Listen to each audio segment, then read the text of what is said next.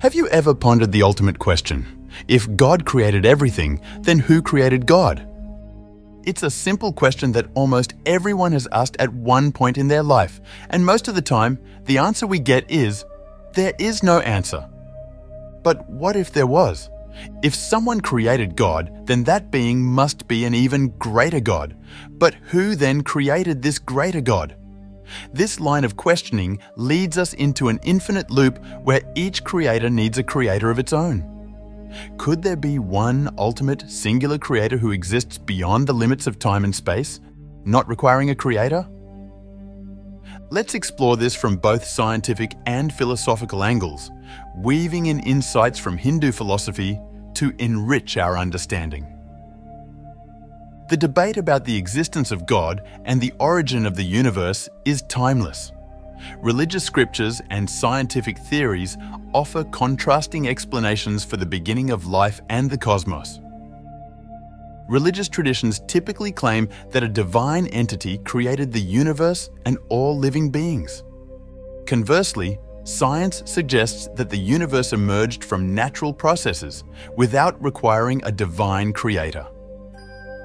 Some believe that God is the collective consciousness of the universe and its integrated quantum energy. In simpler terms, God is everything we can see, feel, touch, rationalize, as well as the possibilities we have yet to experience. But this perspective has limitations. If we apply principles from quantum psychology, it can be derived that God was not created by any external entity, but rather emerged as the universe evolved and changed. This perspective resonates with the Hindu concept of Brahman, which represents a timeless, formless reality that permeates all existence.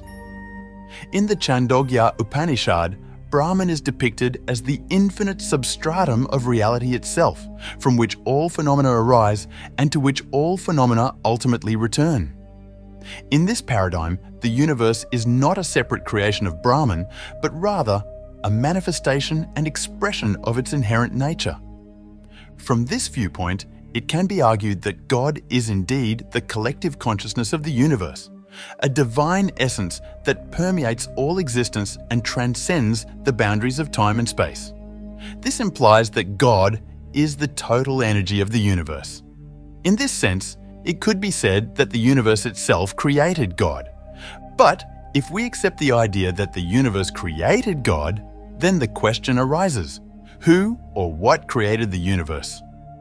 One of the most widely accepted scientific explanations for the universe's inception is the Big Bang theory. According to this theory, the universe began as an extremely hot and dense point approximately 13.8 billion years ago. This singularity expanded rapidly and continues to expand, leading to the cosmos we observe today. This expansion marked the beginning of time, and before that, there was no existence. So, how could God have created something when time itself did not exist? Prominent scientists like Stephen Hawking have argued that the universe's creation can be understood through the laws of physics alone, without the need for a divine entity. The physical laws governing the universe, such as gravity, electromagnetism, and the principle of quantum mechanics, appear to be unchanging and universally applicable. These laws determine the behavior of matter and energy under all circumstances, shaping the cosmos. So, when everything happens according to these laws, what role does God have in creating the universe? But the scientific framework encounters significant challenges when dealing with phenomena such as black holes and quantum realms. At the core of a black hole lies the singularity, a point where the gravitational forces are so intense that the curvature of space-time becomes infinite. In such extreme conditions, the laws of physics as currently understood break down, and our understanding of space, time, and matter becomes fundamentally incomplete. Furthermore, quantum mechanics further complicates our understanding of the universe. At the quantum level, particles can exist in multiple states simultaneously and can be entangled over vast distances. This suggests that the universe's fundamental nature might be far more complex and less deterministic than classical physics would indicate. This complexity opens the door for dialogue between scientific and theological perspectives. If we believe in science alone, the universe could arise from quantum fluctuations.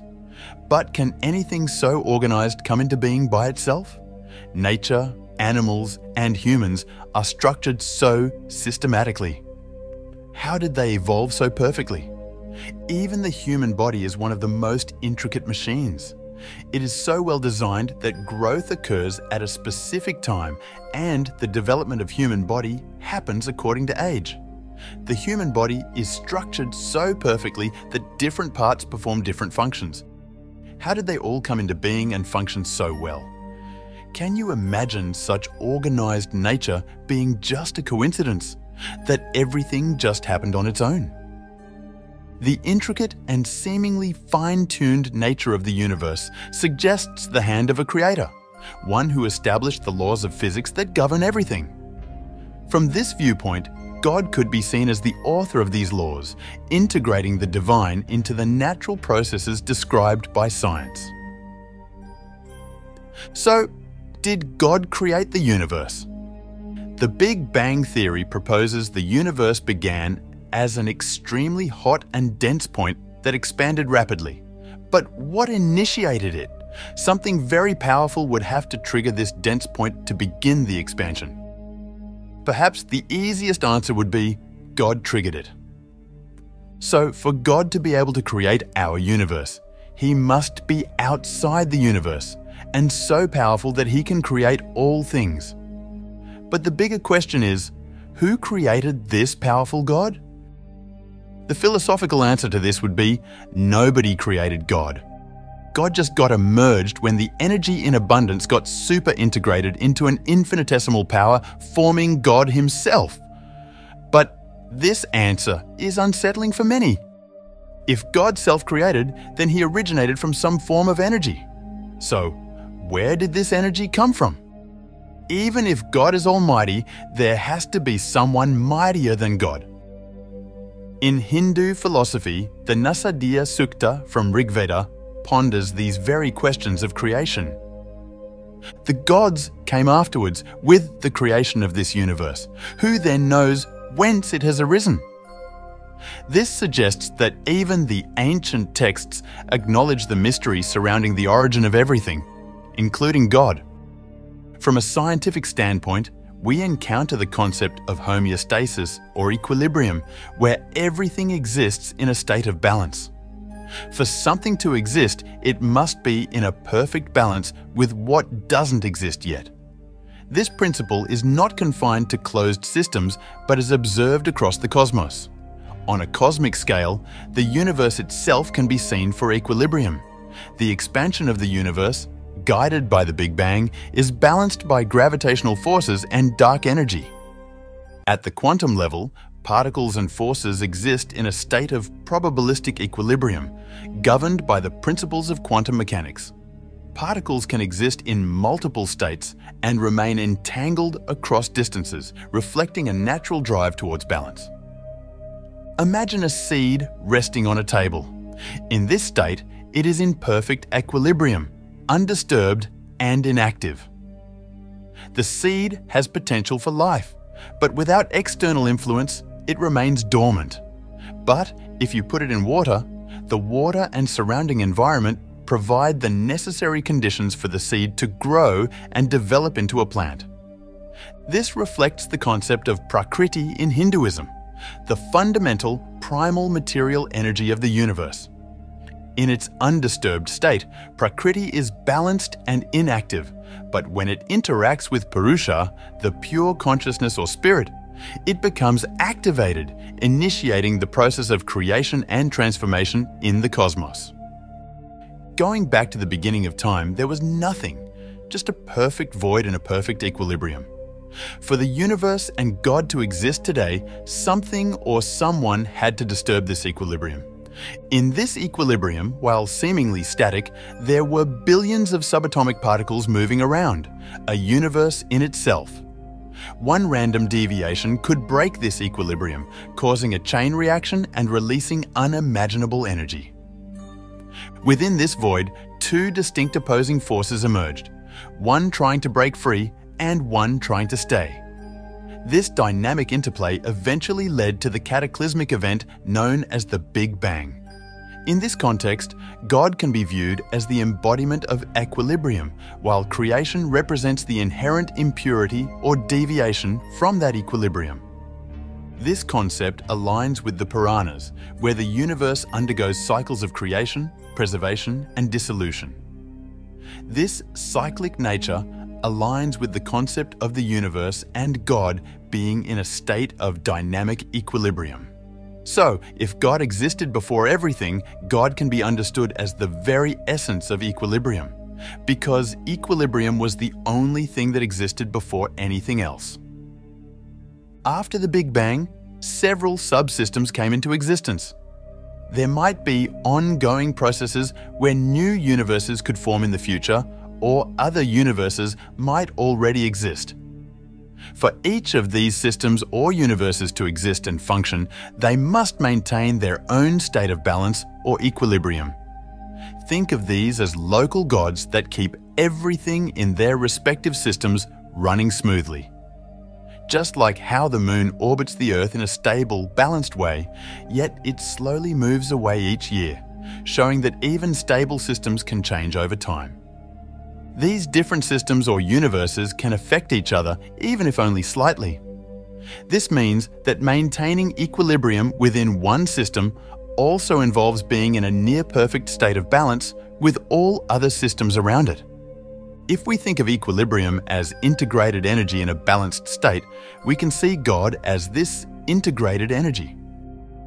God, in this sense, represents the sum of all energy in a near-perfect state of balance or homeostasis across the entire universe or multiverse. Furthermore, it is important to note that God was not created at a specific point in time. Rather, God is the eternal balance that has always existed.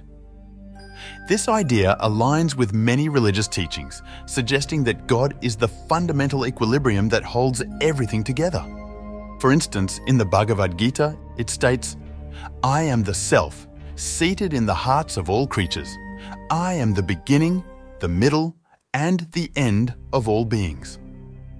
It indicates that God is present within all living beings and is a part of everything that exists. Thus, God, as the underlying harmony that allows all parts of the universe to interact and exist together smoothly, has always existed. Moreover, in Hinduism, there's a fascinating concept of Leela, which means the divine play, which offers a unique perspective on the universe. According to this idea, the entire cosmos is like a grand performance orchestrated by God's creative energy and divine will. From this viewpoint, the question of who created God becomes irrelevant. That's because it presupposes a linear understanding of causality and time, which normally doesn't apply to the divine realm. Instead, God is the eternal source from which everything, including time and causality itself, emerges. So, whether you see God as Brahman, the ultimate reality, or as the equilibrium in every aspect of life, this perspective encourages us to appreciate the balance and harmony that sustain our existence. Thank you for joining me on this exploration. If you enjoyed this video and want to see more content like this, please give it a thumbs up and subscribe to my channel. Don't forget to hit the notification bell so you never miss an update. I'd love to hear your thoughts and experiences. Do you have your own ideas about God and the universe? How do you see the balance in your life? Share your comments below. I read every one of them. Until next time, stay curious and keep pondering the mysteries of existence.